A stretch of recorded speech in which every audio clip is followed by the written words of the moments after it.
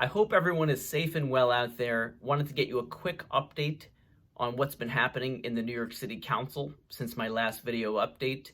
I mentioned last time that there were a couple of pieces of legislation that would impact commercial tenants in New York City that were under consideration. Two pieces of legislation have now been passed and enacted. They're simply waiting for Mayor de Blasio's signature, which most, I think, expect to be forthcoming. One will apply a civil penalty of $10,000 to $50,000 against any landlord who harasses a commercial tenant for rent because of their COVID-19 status. Now, what does that mean? That means somebody who's been affected, their business has been affected by COVID-19, and they've had to shut down or they've been restricted and they're having trouble paying their rent. That does not excuse the payment of rent, and it does not prevent the landlord from enforcing the provisions of the lease, but it does prevent the harassment of commercial tenants.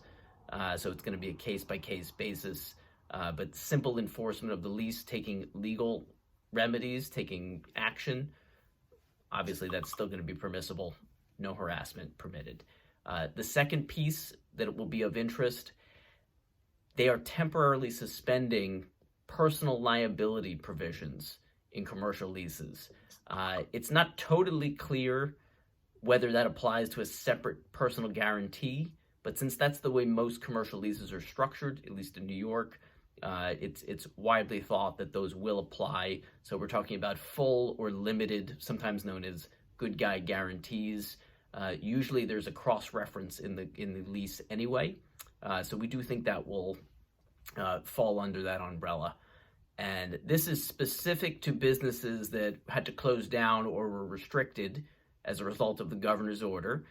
So we're talking about gyms, restaurants, barbershops or salons, movie theaters, to name a few, bars, obviously.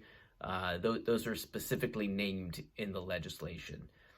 So what will that do? It's not going to solve the short-term problem of being able to pay rent, but if a business is forced to close down, it will prevent the owner from being forced into bankruptcy in a lot of cases, from having to go into their own pocket to personally guarantee their lease obligations. All right, we'll have more on this. Don't want to spend too much time, just a quick update. We will be watching it, and we're always here to answer your questions. Thank you.